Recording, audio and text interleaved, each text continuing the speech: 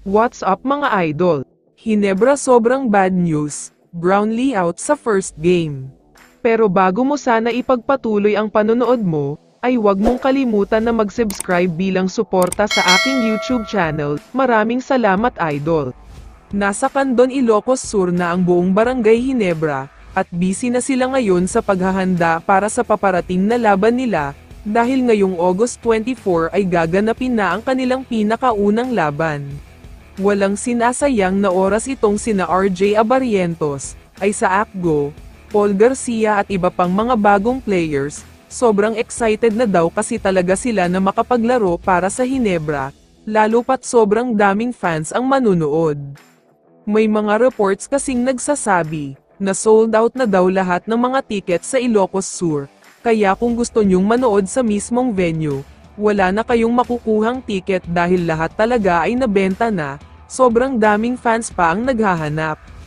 Samantala, mukhang magiging madaling laban ito para sa rain or shine, dahil may mga kumakalat na balita ngayon sa social media, at sinasabing out na daw si Brownlee sa magiging laban nila kontra sa Ross. Ang dahilan daw ay nakakaramdam siya ng konting paninikip sa tuhod niya. Ayaw naman daw isugal ng Hinebra yan, lalo pat ito pa lang naman ang first game nila, kaya hindi pa dapat masyadong mag-worry ang buong team. Ayon naman sa mga kumakalat na post, sinabi daw ni Justin Brownlee na gustong-gusto talaga niyang makapaglaro lalo pat first game nila ito, pero ayaw naman daw pilitin ang sarili niya at suwayin ang utos ng team doctor nila. Pero may chance pa rin naman na maglalaro siya, depende sa magiging kondisyon niya sa mismong araw ng laban. Game time decision nga daw ang mangyayari, pero sa ngayon ay mas mataas ang chance na hindi siya makakapaglaro. Kung ako naman ang tatanungin, malaking problema ito para sa Hinebra, dahil alam naman nating lahat kung gaano kalaki ang contribution ni Justin Brownlee.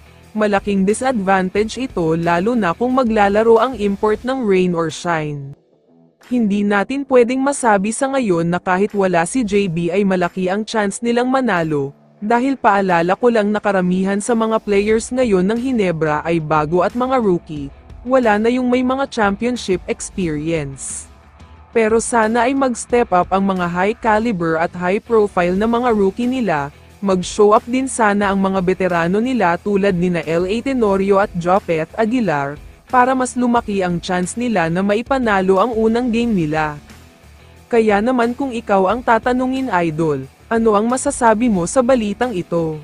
I-comment mo naman ang sagot mo sa tanong na ito. So dito na nagtatapos ang video na ito. Maraming salamat sa pagsuporta at panonood mga idol. Ingat at bye-bye.